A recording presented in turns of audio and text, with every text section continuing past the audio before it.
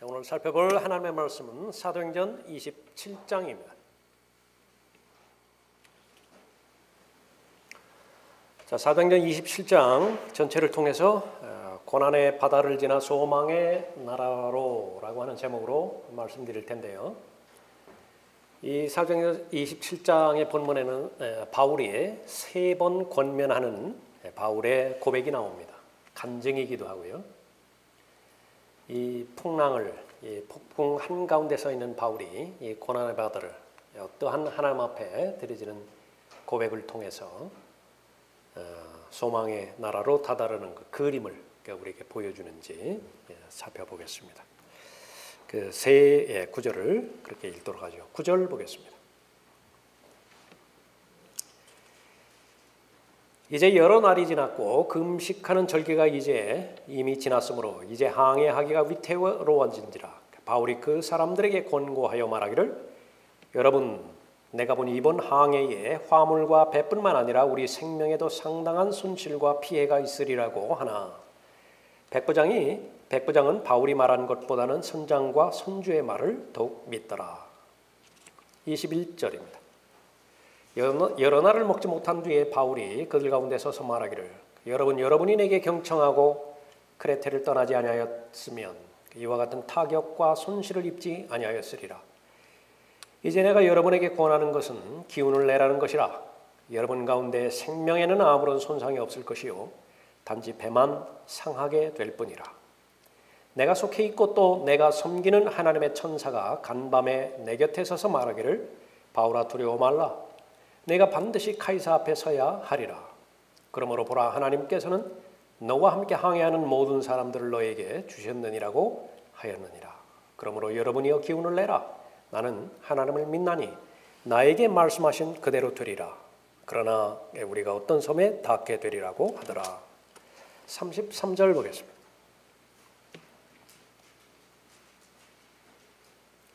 날이 새일 무렵에 바울이 모든 사람을 불러 음식을 먹으라고 권하며 말하기를, 여러분이 계속해서 아무것도 먹지 않고 음식 없이 지내온 지가 오늘로써 14일째라. 그래서 음식을 들라고 내가 여러분을 불렀으니 이렇게 하는 것이 여러분을 살리는 길이라. 여러분 중에서 누구도 머리카락 하나 잃지 아니하리라고 하니라.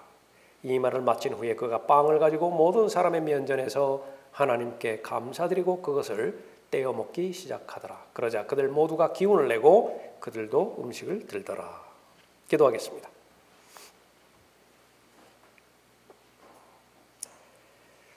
존귀하시고 전지전능하시며 위대하신 아버지 하나님, 지속적으로 계속되는 어려운 여건 가운데서도 또 하나님 앞에 영과 진리로 경배드리기 위해 이렇게 귀한 모임을 허락해 주시니 감사를 드립니다.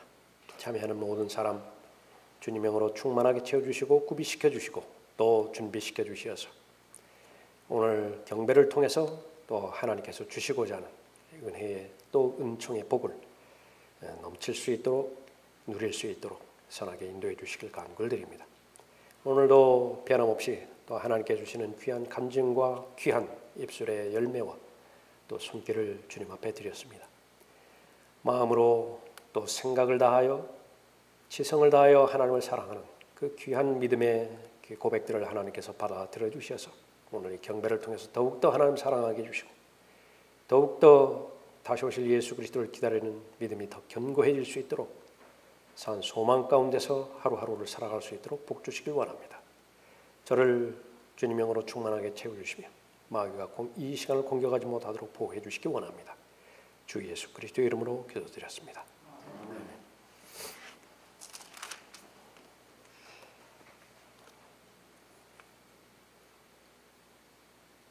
그리스도인이 믿음의 삶을 사는 데 있어서 그 삶이 가장 중요하기에 하나님께서는 여러 가지 그림을 그려서 이해시키려고 하시고요. 설득시키려고 하셔서 최상의 삶으로 가장 가치 있는 삶으로 그 살기를 잘 바라시죠. 하나님의 전신갑옷으로 무장한 군사의 모습을 보여주시면서 이것이 그리스도인의 삶이라 말씀하시기도 하셨고요. 또 씨 뿌리는 농부의 그림을 보여주시기도 하죠. 또 등에 번호를 붙이고서 이제 출발선을 잘 달리고자 이렇게 출발선에 서 있는 경주자의 모습을 보여주기도 합니다. 오늘 본문 말씀은 항해하는 그림입니다. 출발하는 항구가 있죠. 목적이 있을 것입니다. 부산역에 서 있는 사람들 가운데서 어디를 가느냐고 물어봤을 때 나는 목적지가 없다고 대답할 사람은 아무도 없겠죠. 공항에서 역시 마찬가지일 것이에요. 어디로 그렇게 여행하는 중이냐고 묻는다고 한다면 나는 되는 대로 갈 것이라고 그렇게 말하는 사람은 아무도 없을 것입니다. 하물며 생생한 인생이겠습니까? 인생의 목적이 무엇입니까? 도착하는 항구가 반드시 있을 것이라고요. 우리에게는 소망의 나라입니다. 새 예루살렘이고요. 하늘나라예요. 그런 그림을 보여주실 때에 이 바다의 현실을 아주 생생하게 잘 보여주고 있습니다. 바울은 지금 이탈리아로 호송되어지는 중입니다. 바울을 불러주신 목적 가운데 하나는 로마의 카이사 앞에 서야 되는 것이죠. 이탈리아의 로마로 지금 압송되어서 호송 중인 것입니다. 백부장 중에 한 명인 율리오가 전적인 책임을 맡아가는 가운데서 이 바울의 여정은 도처의 위험으로 가득 차 있습니다. 다 멸망당할 것 같아요. 엄청난 폭풍이 배를 삼키려 가고 있는 것이죠. 일반적인 상식의 기준에서 보면 한 사람도 예외 없이 모두가 다 빠져 죽을 판입니다.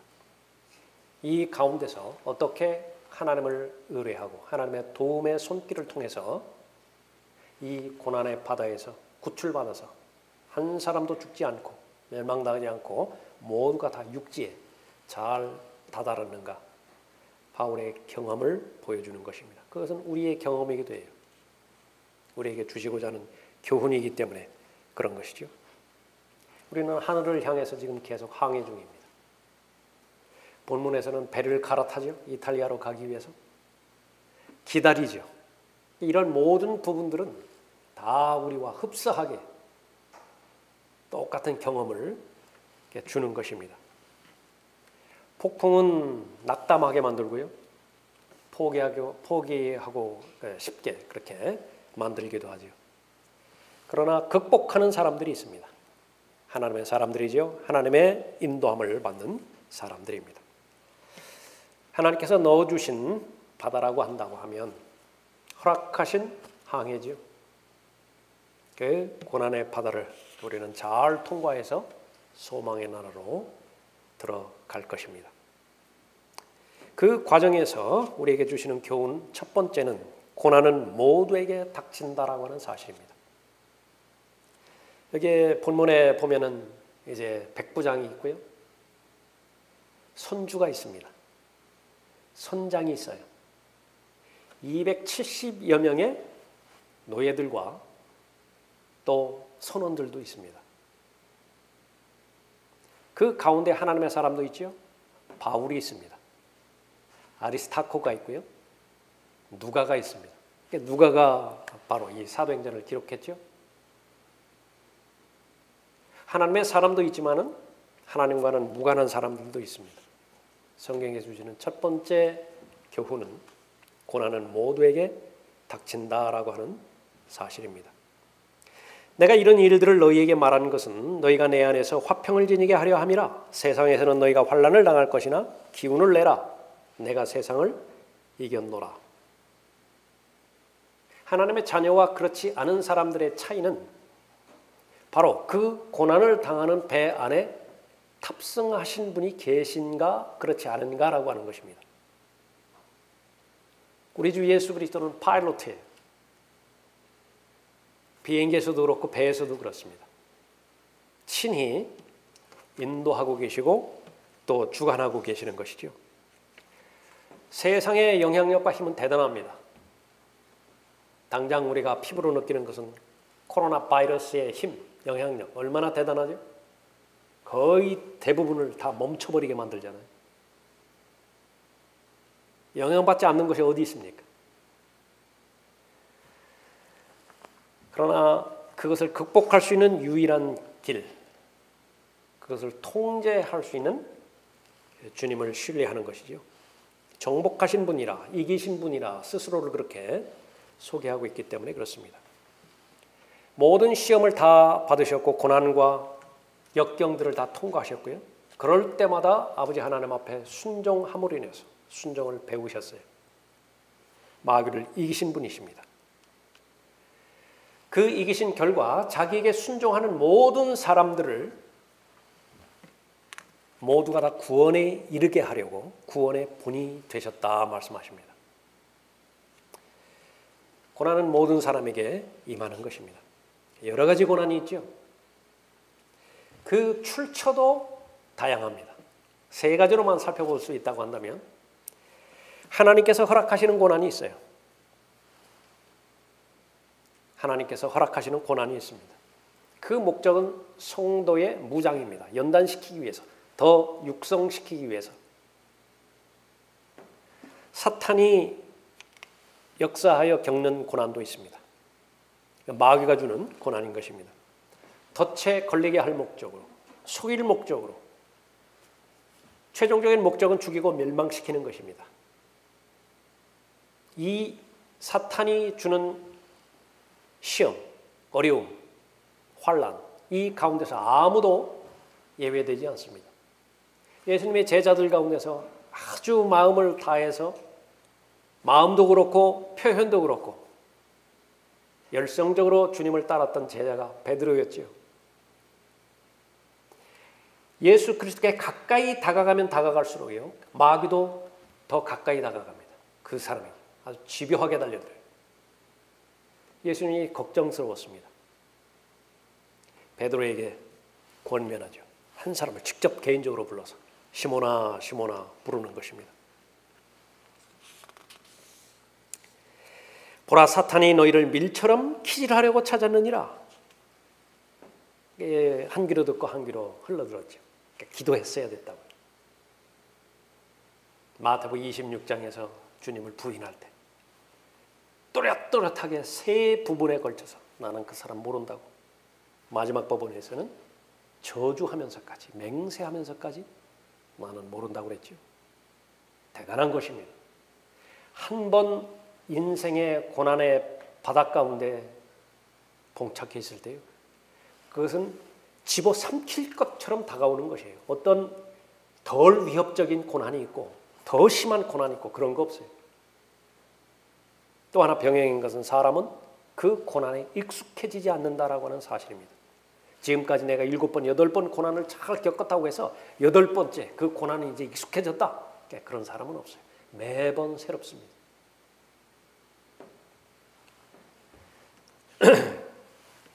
그 사탄이 주는 고난에 대해서는 정신 차리고 깨어 있으라고 말씀하셨죠. 현실이기 때문에 그렇습니다. 하나님은 우리 편이지만 마귀는 대적이라고 계시해 주셨어요. 마귀가 존재하는 목적은 삼키려고 울부짖는 거다 말씀하고 있습니다. 하나님의 사람 욥을 놓고 하나님과 마귀 사이에 전쟁이 벌어졌죠. 욥을 공격하기 위해서 하나님 존전으로 왔을 때에 하나님께서 물어보시는 것입니다. 내가 어디서 왔느냐? 사탄이 뭐라고 대답해요? 이리저리 두루다니다 왔습니다. 뭐 하려고 이리저리 두루다니다 왔어요? 구경하려고? 꽃 구경하려고? 삼킬 자를 찾자 이리저리 두루다니는 것입니다. 마침내 찾아냈죠. 누구였습니까? 욥이었어요. 누구였습니까? 요셉이었죠. 누구였습니까? 다윗이었어요. 삼킬 수 없는 사람도 있었지만 거의 대부분 다 삼켜버렸다. 요셉 같은 경우에는 그렇게 삼키려고 했었지만은요, 삼키지 못한 거예요. 정신 차렸기 때문에 그런 것이죠. 또 하나는 자신의 잘못과 불신과 의심으로 자초하는 고난이에요. 그런데 확률적으로 보면 이 부분이 거의 대부분을 차지합니다. 자업자득인 고난이 많아요. 대부분의 문제는 걱정 때문입니다. 이 걱정, 거의 대부분은 또한 일어나지도 않을 문제예요. 일어나지도 않을 문제를 가지고서 염려하는 것입니다. 그러나 그 문제가 일어났다 하더라도 틀림없는 사실은 본문에 비춰봤을 때 하나님께서 개입하세요. 개입하시기 이전에 이미 다 알고 계셨던 것이죠. 하나님께서 도우실 것이고 하나님의 목적을 성취하신 후에는요, 그 문제는 다 말끔하게 해결될 것입니다. 바울이 이 여행을 떠나기 전에 이탈리아로 가는 이 부분에서 지금 이 시기가 적절하지 않다고 권면을 해줬습니다. 다시 한번 보십시오. 9절에 이제 여러 날이 지났고 금식하는 절기가 이제 이미 지났으므로 이제 항해하기가 위태로워진지라 바울이 그 사람들에게 권고하여 말하기를 여러분 내가 보니 이번 항해에 화물과 배뿐만 아니라 우리 생명에도 상당한 손실과 피해가 있으리라고 하나 백부장은 바울이 말한 것보다는 선장과 선주의 말을 더욱 믿더라. 선장 아무나 되는 거 아니죠. 선주 역시 마찬가지입니다. 다 사회적인 명성과 위치가 있는 사람이죠. 반면에 바울은 어때요? 우리들은 다 알고 있으니까 바울의 명성에 대해서 알고 있지만은요. 바울이 지금 어떤 모습으로 배에 탔겠어요? 승줄에 묶여가지고서 탔을 것이라고요. 우리 시대로 바꾼다고 한다면 제일 큰 비행기 탑승해서 이륙하려고 하는 것인데 그 여객기에 한 죄수가 호송되는 중이라고. 양쪽에 경찰관이 있고요. 그 수갑은 채워져 있고.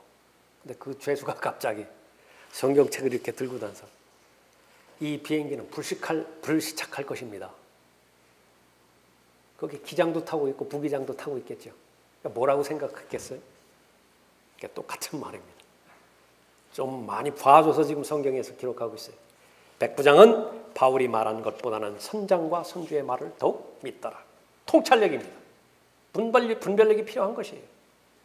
저 사람이 누구인 것인가 그것을 알지 못하면 받아들일 수가 없죠.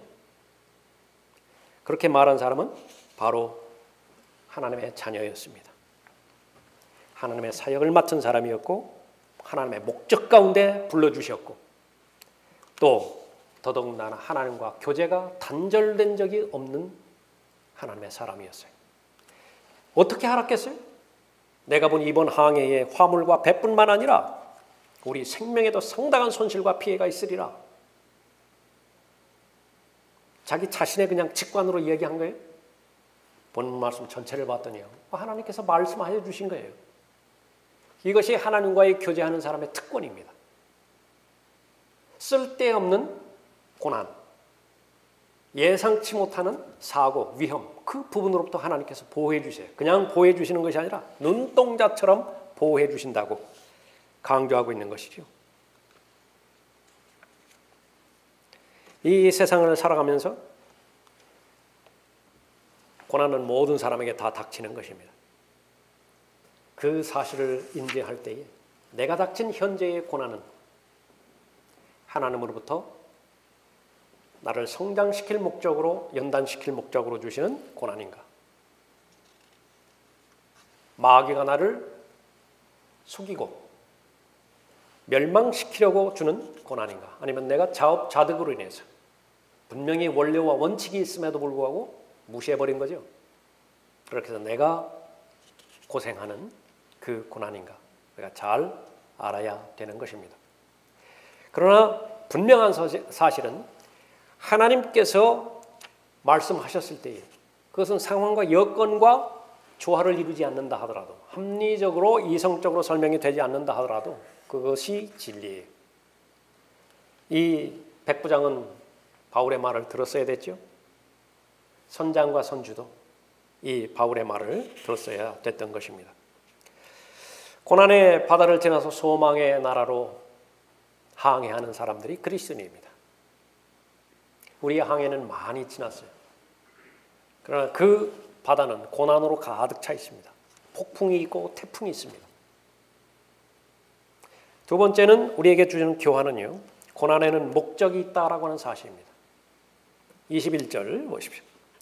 여러 날을 먹지 못한 뒤에 바울이 그들 가운데 서서 말하기를 여러분이 내게 경청하고 크레테를 떠나지 아니하였으면 이와 같은 타격과 손실을 입지 아니하였으리라. 바울의 말대로 본문 말씀을 보면은 아주 죽을 고생을 합니다. 배를 살려보려고 무게가 나가는 것은 다 버리기도 하죠. 고난과 역경이 닥치면은요, 본질로 돌아갑니다. 그것은 큰 특권이에요. 고난을 당하는 사람의 특권입니다. 구운 더덕이가 덕지덕지 붙었거든요. 그런데 어느 날 갑자기 의사의 경고와 더불어서 입원이 된 거예요. 예, 그때가 한 계기가 되는 것입니다. 본질이에요. 무게가 나갔던 것, 거의 쓸데없는 것들 다 처리를 하는 것입니다. 다시 한번 자신들의 그 잘못을 지적해주고, 그러나 이제 소망을 얘기해 주는 거예요. 이제 내가 여러분에게 권하는 것은 기운을 내라는 것이라. 과거에 잘못했다고 한다면 과거로 묻어버려야 돼요. 그것을 자꾸 끄집어 와가지고 어제의 노예가 되어서 아무리 귀한 것이라 하더라도 시도조차 못하고 인생을 마치는 그런 생애가 되어서는 결코 안 되는 것입니다. 다 묻어두고요. 지난 건 지난 거예요. 이제 내가 여러분에게 권하는 것은 기운을 내라는 것이라. 여러분 가운데 생명에는 아무런 손상이 없을 것이요 단지 배만 상하게 될 뿐이라. 내가 속해 있고 또 내가 섬기는 하나님의 천사가 간밤에 내 곁에 서서 말하기를 바울아 두려워 말라. 내가 반드시 카이사 앞에 서야 하리라. 이것은 전에도 계속해서 말씀해 주신 것이죠. 바울이 어려움을 당할 때마다 카이사 앞에 서야 된다. 바울은 확신하는 것이 있습니다. 이것이 하나님의 직접적인 뜻이라고 한다면 카이사 앞에 서기 전까지는 자신은 죽을 수 없어요. 절대로 죽지 않습니다. 하나님의 말씀이 이상이 있지 않는 한 그렇게 되는 것이에요. 그런데 이 배에 자신이 타고 있죠? 그럼 같은 운명체죠? 다른 사람들도 안 죽는 거예요. 더더군다나 하나님께서 다른 사람들의 안전까지도 구체적으로 말씀해 주신 것입니다. 말하기를 바울아 두려워 말라. 내가 반드시 카이사 앞에 서야 하리라. 그러므로 보라 하나님께서는 너와 함께 항해하는 모든 사람들을 너에게 주셨느니라고 하였느니라. 보너스예요. 어떤 가정에 그리스도인이 한 사람만 있다 하더라도요, 나머지 식구들은 다 혜택을 입습니다. 직장 마찬가지고요, 동네 역시 마찬가지예요. 국가 역시 마찬가지입니다. 극히 소수의 하나님을 제대로 믿는, 성경대로 믿는 사람들, 그 사람들이 국가의 운명을 결정하는 것입니다. 지금까지 지나왔던 모든 제국들 마찬가지고 지금 현재 국가들 역시 마찬가지입니다. 미국 마찬가지고 한국 역시 마찬가지예요. 10명의 의인을 하나님께서 말씀하셨다. 없지요. 그냥 멸망이에요. 앞으로도 마찬가지입니다. 고난에는 반드시 목적이 있습니다. 이 목적을 잘 알지 못했을 때는요, 희생자로 남을 뿐이에요. 고생만 하는 것입니다. 폭풍 앞에 부서지지 않을 대상은 아무도 없습니다. 다 부서져 버리는 것입니다. 고난을 잘 통과할 때의 그 고난은 그 어떤 것보다도 귀한 자산이 됩니다. 사람들이 말하는 어릴 때의 고생, 사소한다는 말이에요. 그러나 역시 마찬가지로 확률적으로 그건 얼마 되지 않습니다. 거의 대부분은요, 그 고생이, 어릴 때의 고생, 지금까지 진행되지는 고난이 자신을 망쳐버리는 것입니다. 아주 경직되게 만들고 또 시니컬하게 만들고요, 부정적으로 보게 만들고 많은 부분 부서지게 되는 것입니다. 자신에 대해서도 믿지 못하는 대상이 되어질 뿐만 아니라 다른 사람에 대해서 원망하고 또 증오심을 갖고 그것이 계속 되어지는 쓴뿌리까지 내리는 대상도 많이 있게 되어지는 것이죠. 폭풍이 몰아칠 때 그 폭풍은 하나님을 찾게도 만들지만은요, 하나님으로부터 더 멀어지게도 만드는 것입니다. 요나서에서 요나 1장에 보면 하나님께서 바다에 폭풍을 그렇게 주시죠. 정작 하나님의 사람은 하나님으로부터 더 멀리 도망가려고 가고요, 하나님과 관계없는 그 이방인들은 더 하나님을 찾기도 하는 것입니다.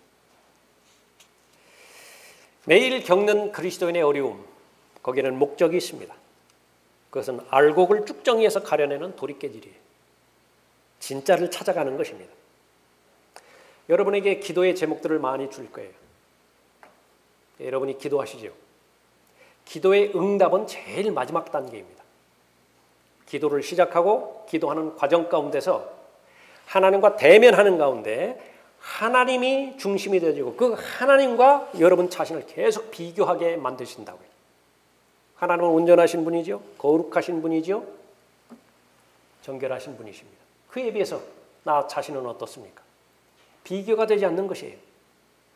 그런데 그 하나님의 본성에 참여하고자 이끄는 것이 기도의 과정이에요.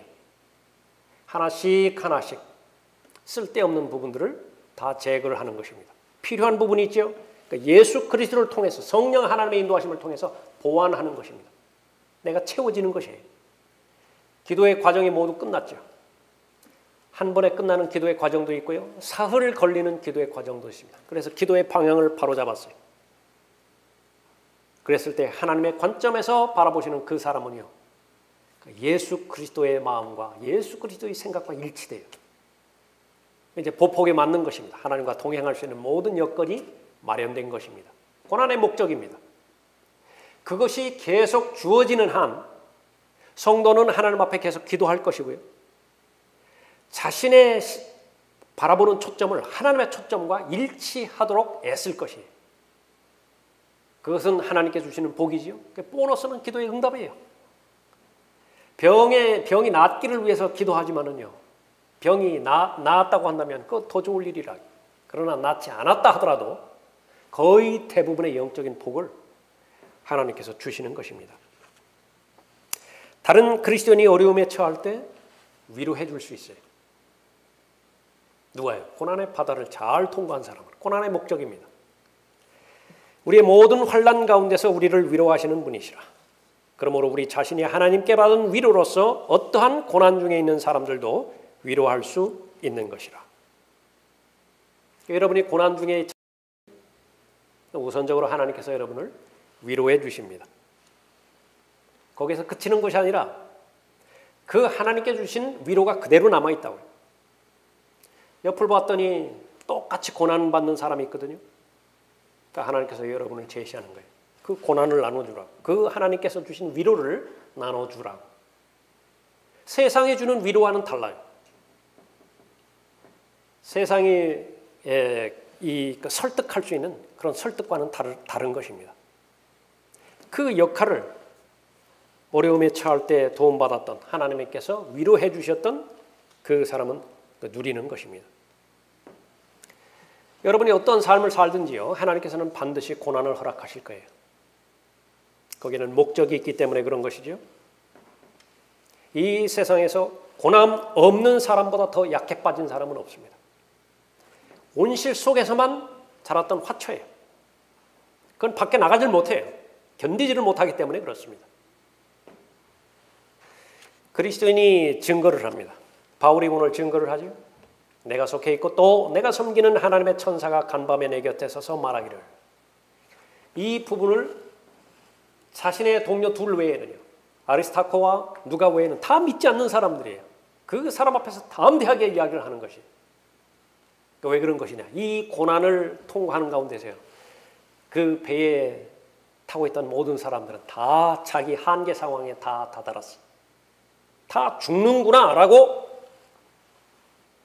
그 시점까지 다 와 있는 사람이기 때문에 모두가 다 하나님을 받아들일 준비가 다 되어 있습니다. 전쟁 중에는요, 무신론자가 없다고 해요. 그러나 오늘과 같은 평화 시에는요, 무신론자로 넘쳐나죠. 심지어는 그리스도인이라고 하는 사람들도 염려를 해결하지 못한다고 한다면, 걱정을 해결하지 못한다고 한다면 그것은 본질상 무신론자예요. 나는 무신론자라 그렇게 고백하는 것과 마찬가지입니다.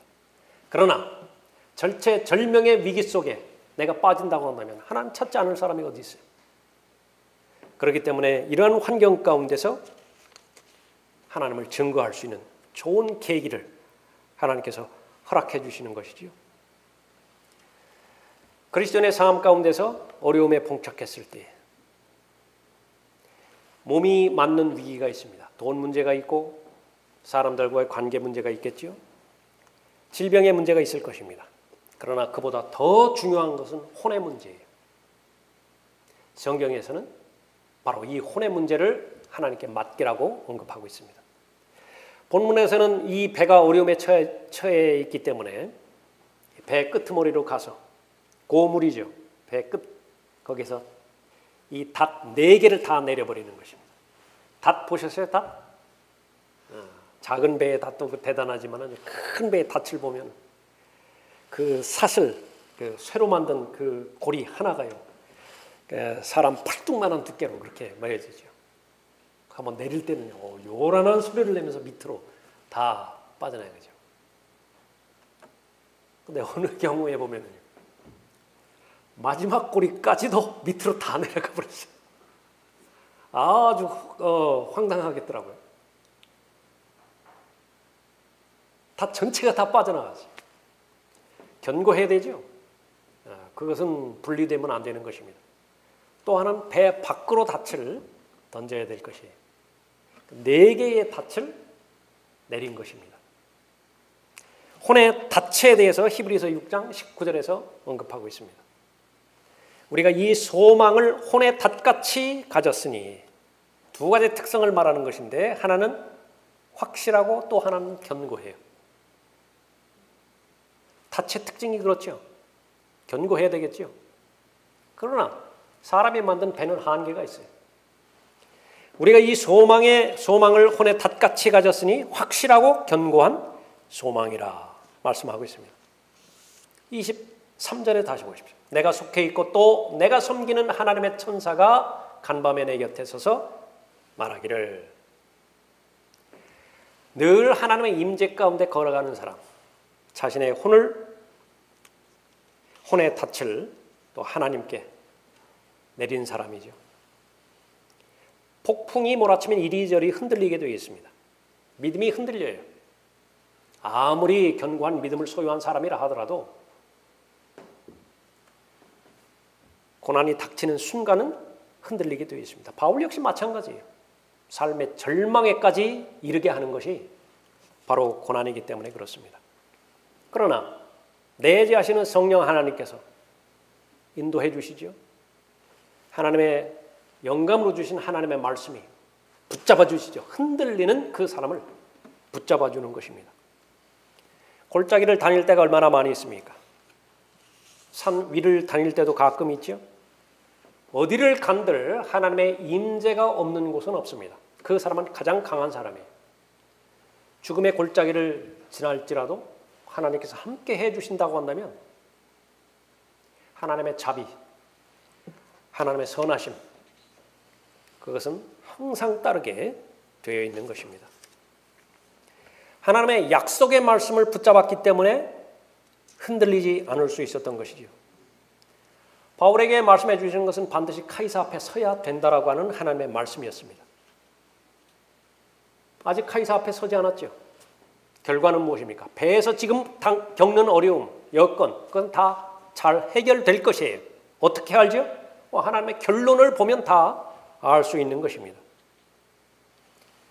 하나님께서 약속하신 말씀, 그것은 믿음을 견고하게 해주는 것인데 그것이 바로 진정한 확신입니다. 약속하신 그것을 또한 이루실 것이라고 확신하였느니라. 자기에게 계속 잠재적으로 될 거야 그렇게 해서 확신 갖는 것이 아니라 I can do it 그렇게 해서 세뇌시켜서 확신을 갖는 것이 아니라 그 확신의 대상은 밖으로부터 오는 것이죠. 하나님으로부터 오는 것이에요. 주어진 약속이 있었기 때문에 절대로 흔들리지 않는 확신을 가질 수 있는 것이죠. 그 사람을 마귀는 감옥에 가둘 수 없어요. 절망이라고 하는 감옥에 가둘 방법이 없는 것입니다. 하나님께서 반드시 보호해 주실 뿐만 아니라 필요로 하는 모든 필요를 공급해 주실 것입니다. 예수 그리스도를 통해서 공급해 주실 것이에요. 하나님의 기도의 응답을 받은 사람의 특징은 그 사람의 마음에 혼의 닻을 예수 그리스도께 내린 사람과 똑같은 것인데요. 조금 전에 살펴봤던 것처럼 기도의 응답이 긍정적으로 받은 사람이건 기도의 응답은 부정적으로도 올 수도 있죠. 부정적으로 받은 사람이건 상관이 없어요. 여러분이 잘 알고 계시는 염려에 관련돼서 하나님 앞에 간구하라고 하는 빌립보서 4장 6절 말씀이에요. 아무것도 염려하지 말고 다만 모든 일에 기도와 간구로 너희의 구하는 것들을 감사함으로 하나님께 알려지게 하라. 여기까지 내가 해야 될 일이죠. 알려지게 했습니다.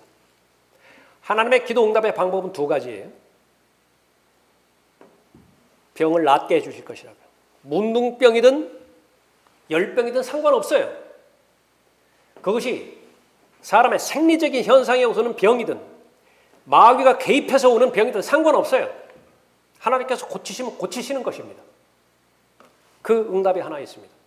또 하나의 응답은 고린도후서 12장에서 기록된 것처럼 고쳐지지 않는 거예요. 그러나 어느 경우에 있어서든지 그 사람의 마음과 생각은요, 지각을 초월하는 하나님의 평강으로 가득 채워지는 것입니다. 기적이에요. 그리하면 모든 지각을 초월하시는 하나님의 평강이 그리스도 예수 안에서 너희의 마음과 생각을 지키시리라. 고난의 목적이기도 하는 것입니다. 고난의 바다를 지나지 않는 그리스도는 아무도 없습니다. 구원 받았다고 한다면 반드시 이 광야를 통과해야 되는 것이 소망의 나라, 오늘 특성으로 불러드린 그 나라죠. 우리의 본향입니다. 막막한 광야를, 사막을 지나갈 때도 있고요. 오늘 본문처럼 바다를 지나갈 때도 있는데 바다가 잔잔할 때는 아무런 문제도 없죠. 그러나 그것만 기대하는 것이 바다의 대상이 아닙니다. 바다라고 하는 속성상 파도는 존재하게 돼 있어요. 다만 그 높이가 높으냐 더 높으냐 그 차이만 있는 것이죠. 우리에게 주는 교훈은 무엇입니까? 고난에는 끝이 있다라고 하는 사실입니다. 33절 보십시오.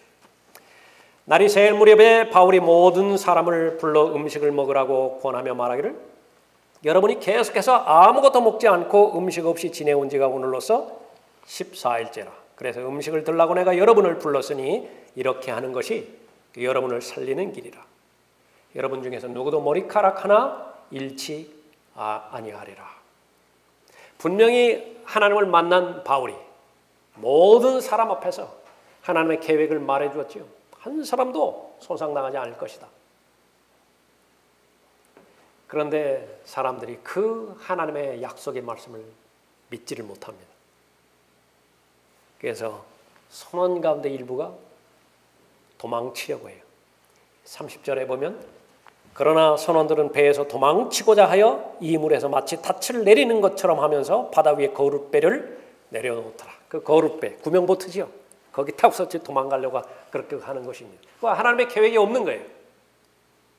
하나님께서 분명하게 안전하게 지키실 것이라고 말씀하셨음에도 불구하고 믿지 못하고 미리 도망가는 것입니다.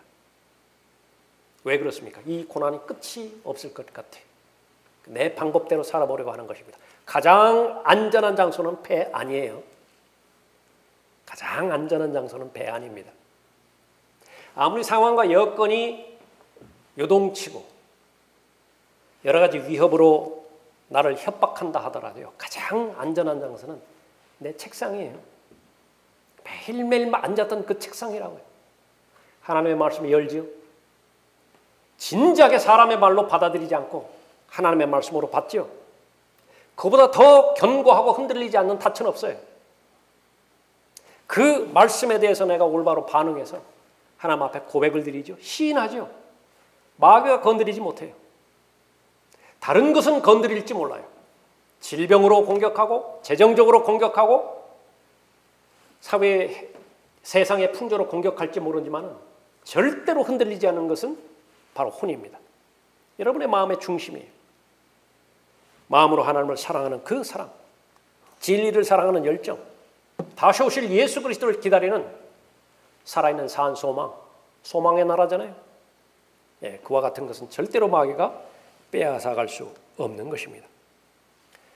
그 폭풍우가 언제 시작됐든지 어떤 모양으로 시작됐든지 그 불어닥친 폭풍은 끝날 것입니다. 곧 육지에 다다를 것이에요. 그러기 위해서는 용기를 내야 됩니다. 하나님의 말씀을 들었다고 한다면 이제는 내가 나에게 주신 하나님의 말씀으로 적용해서 내 믿음으로 견고하게 결합해야 돼요. 다른 사람은 어떻게 되든지 상관없어요. 나만큼은 믿는 거예요. 왜? 말씀하셨잖아요. 내가 믿는 대상은 말씀하신 대상을 믿는 것입니다. 하나님의 말씀의 사람이기 때문에 또 하나님의 믿음의 사람이 될 수 있는 것이지요. 그러므로 나의 사랑하는 형제들아, 견고하라. 흔들리지 말라. 포기하지 말라라고 하는 것이. 항상 주의 일을 넘치게 하라. 이는 너희의 수고가 주 안에서 헛되지 아니한 줄을 너희가 알미니라. 이 수고 가운데는요, 고난의 바다를 통과하는 가운데 여러분들을 집어삼키기 위해서, 절망을 안겨서 멸망시켜버리기 위해서 공격하는 모든 폭풍에 여러분이 정상적으로 반응한 반응 하나하나가 다 하나님 보시기에 수고예요. 믿음으로 인내하는 것입니다. 폭풍이 몰아치는 데에 바닷물에 의해서 옷이 젖지 않을 사람은 없죠. 강물 옆에 있으면 그 강물이 흐르는 그 물의 속도에 따라서 옷은 젖을 수밖에 없다고요. 그 젖지 않을 것까지 예상해서는 안 되는 것입니다. 그러나 빠져 죽지는 않아요. 그 모든 부분들을 하나님께서 잘 알고 계시는 것입니다. 육지에 도착하지만 도착할 때까지 하나님의 섭리가 하나님의 사람을 보호할 것입니다. 하나님의 사람을 지킬 것이에요. 고난에는 반드시 끝이 있습니다. 아무리 시간이 많이 걸린다 하더라도 영원의 하나님 편에서는 잠깐이에요. 잠깐 고난당하는 것입니다. 그때마다 하나님 편에 서 있을 수 있어야 되죠. 이런 까닭에 우리가 낙심하지 아니하노라. 오히려 우리의 겉사람이 썩어질지라도 우리의 속사람은 날마다 새로워지나니. 이는 우리가 잠시 받는 가벼운 환난이 우리를 위하여 훨씬 뛰어난 영원한 영광의 비중을 이루기 때문이라. 여러분이 겪고 경험하기에 너무 과중한 고난이라고 생각할 것도 있습니다. 그러나 견디지 못할 고난은 우리가 아는 것처럼 하나님께서 허락하지 않으세요. 하나님 편에서 볼 때는 가벼운 고난이라 그렇게 보시는 것입니다. 극복 가능하다는 말입니다. 곧 끝난다라고 하는 말이에요. 얼마 안 걸려요. 여러분의 믿음으로 잘 대처만 하면 되는 것입니다.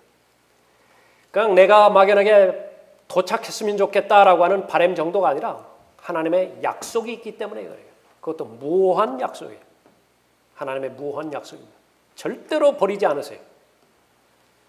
절대로 홀로 남겨두지도 않는 것입니다. 믿음을 처음에 갖기란 쉬워도 그 전달해 준 믿음을 견지하기란 쉽지가 않습니다. 그 믿음을 견고하게 소유할 수 있어야 돼요. 그 결과는 매일매일마다 내가 정신 차려야 되는 것입니다. 매일매일마다 하나님께서 허락하시는 여건 가운데서 오늘 하나님께서 주시는 은혜를 내가 받아 누려야 되는 것이지. 그럼 그 은혜의 힘으로 맞서 싸우는 것입니다. 어느 때에는 피 흘리기까지 맞서 싸워야 되는 그런 어려움도 있어요. 여러분이 지금 현재 닥치는 그런 고난, 어떤 고난입니까? 죄의 압박으로 내눌리는 그런 고난이에요. 계속 반복적으로 습관적으로 계속해서 헤어나오지 못한 악한 죄의 고난에 빠져 있습니까? 해결할 수 있어요. 포기하지만 않는다고 한다면. 소망의 나라로 하나님께서 인도해 주시는 과정 가운데 있다고 한다면 믿음의 창시자의 완성자이신 예수 그리스도를 바라보는 것입니다. 여러분에게 지성의 눈을 밝혀주셔서 하나님의 말씀을 찾게 하실 것이라고요. 바울이 간밤에 하나님의 천사가 나에게 말씀하시기를 그렇게 고백했던 것처럼 여러분도 고백할 것이라고. 그렇게 된다고 한다면 여러분은 그 고난의 바다에서 안전하게 육지로 잘 상륙할 것입니다. 여러분이 겪고 있는 그 고난이요, 바다에서 일어나는 폭풍이 재정의 문제예요? 역시 마찬가지입니다. 하나님 한 분만을 바라보십시오. 만왕의 왕 만주의 주이시지 않습니까? 여러분의 형성된 믿음의 분량에 따라 믿음으로 행하십시오. 믿음으로 바라보십시오. 보는 것으로 걸어가는 것이 그리스도인이 결코 아니기 때문에 그런 것입니다. 여러분의 건강, 여러분의 체력, 코로나 바이러스 감당할 수 없는 두려움 가운데서 매일매일 위축되게 살아가요? 지난날로 충분합니다. 어제까지 충분했어요. 하나님을 바라보십시오. 문둥병을 고치신 분이십니다. 심지어 죽은 자를 일으키신 그분이시죠. 여러분의 마음이 절대로 다른 환경과 다른 여건으로 위축되지 말고 여러분의 소망의 나라에 도달하기 전에 반드시 통과해야 되는 고난의 바다를 통과하는 것입니다. 경륜적으로 보면 거의 대부분 다 막바지에 왔어요. 사도행전 27장 거의 대부분에 왔습니다. 결론은 무엇이죠? 안전하게 다 도착합니다. 한 사람도 예외 없이 다 도착해. 다만 그 도착하는 방법은 여러 가지입니다. 깨진 배 파편을 짚고서 도착하는 사람이 있고 헤엄쳐서 도착하는 사람이 있고 여러 가지 그 부패물을 안고 또 도착하는 사람도 있고 여러분 다양한 방법으로 소망의 나라에 다다를 것이지만은요 한 사람도 하나님께서는 잃지 않을 것입니다. 용기를 가지십시오. 여러분의 혼에 닿칠 견고한 바위, 흔들리지는 않는 바위에 내리십시오. 그리고 예수 그리스도께 여러분 자신을 묶으세요. 결합시키세요. 여러분이 닥치는 모든 폭풍, 고난, 알지 못하는 폭풍은 하나님께 없는 것입니다. 그럴수록 강한 폭풍일수록 더 하나님을 의지하기를 바라는 것입니다. 하나님의 임재하심이 분명한 사실이라고 한다면 정복되지 않을 폭풍은 없는 것입니다. 기도하겠습니다.